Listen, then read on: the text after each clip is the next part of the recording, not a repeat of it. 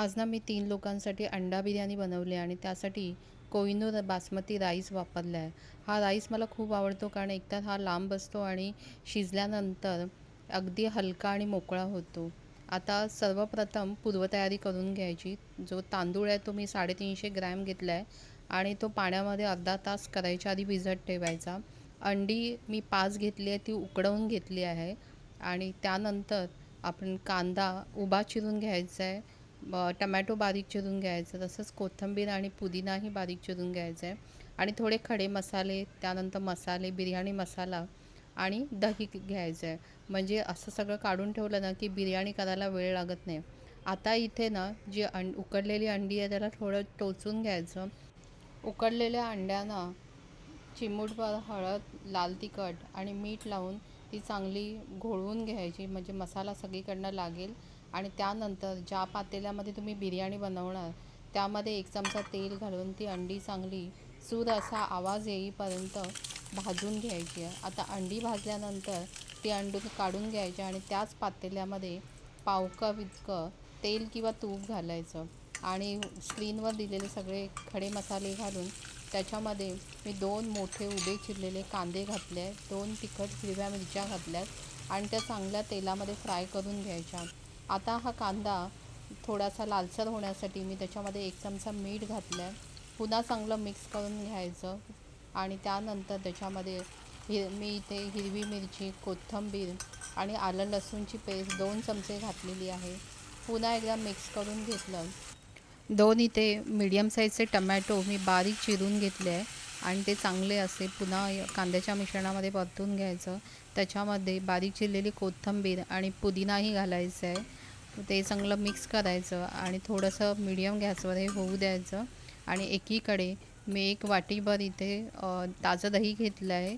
त्याच्यामध्ये अर्धा चमचा हळद, 1 चमचा भरून काश्मीरी मिरची पावडर, 2 चमचे धणे पावडर आणि 2 चमचे इथे मी घरगुती बिर्याणी मसाला घातला आहे.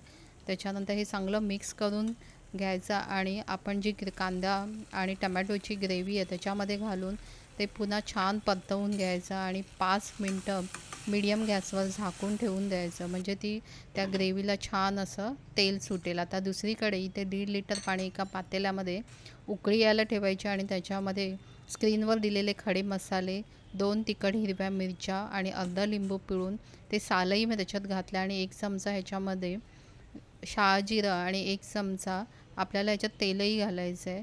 इथे आता मीठ जे आहे ना ते आपलं पाणी खारट झालं पाहिजे इतपत, म्हणजे मी इथे 2 चमचे भरून घातलं आहे. आणि आता हे सगळं पाण्याला उकळी आल्यावर तुम्हाला हवे असल्यास ते खडे मसाले काढून घ्यायचे. हा बासमती तांदूळ 80% शिजायला जवळजवळ 5 ते 7 मिनटं लागतात.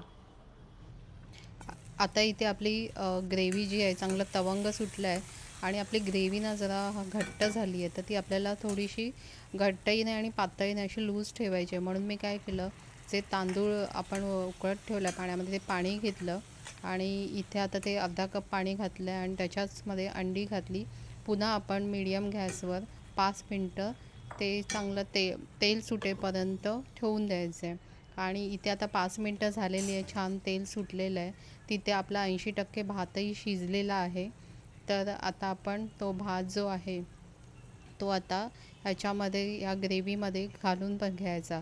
आता इथे जो भात आहे ना तो आपला शिजला कसं समजायचं, म्हणजे 80%, तर त्या तांदळाचे 1-2 तुकडे झाले पाहिजे. हाताने त्याचं शीत दाबलं तर ते चिरडलं गेलं नाही पाहिजे. आता ते मी मंद गॅसवर तवा ठेवला आहे आणि त्याच्यानंतर जी आपण बिर्याणी करतो ती कढई ठेवली. त्याच्यावर मी थोडीशी कोथिंबीर, थोडासा पुदिना, त्याच्यानंतर केशर मिश्रित दूध घातलं आहे आणि बिर्याणी मसाला थोडासा वरून घालून घ्यायचा आहे. तुमच्याकडे जर केवडा वॉटर असेल तर ते घाला, त्यामुळे बिर्याणीला छान सुगंध येतो. आणि त्याच्यानंतर मी इथे 2 चमचे तूप घालून घेतले आहे.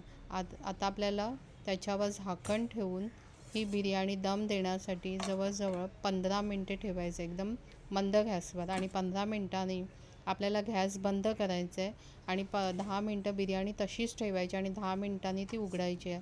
बघा किती बिर्याणी मस्त शिजली आहे, म्हणजे तो जो भात आहे ना तो छान असा शिजला गेला आहे आणि त्याचा एक एक दाणा किती मोकळा झाला आहे. आणि उचलताना नेहमी बिर्याणी अशा प्रकारची बशी, म्हणजे स्टीलची घ्या किंवा काचेची घ्या, बशीने ना बिर्याणी उचलायची, म्हणजे ती व्यवस्थित उचलता येते. तुम्हाला दिसतच असेल बिर्याणी किती छान झालेली आहे. तर अशी बिर्याणी तुम्ही नक्की करून बघा.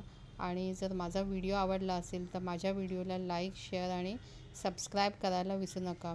बिर्याणी करताना 2-3 गोष्टी व्यवस्थित लक्षात ठेवा, की एकतर तुमचं मीठ व्यवस्थित पडलं पाहिजे, ग्रेव्ही व्यवस्थित झाली पाहिजे आणि तांदूळ व्यवस्थित शिजला गेला पाहिजे. या 3 गोष्टी कळल्या की तुम्हाला बिर्याणी जमलीच म्हणून समजा.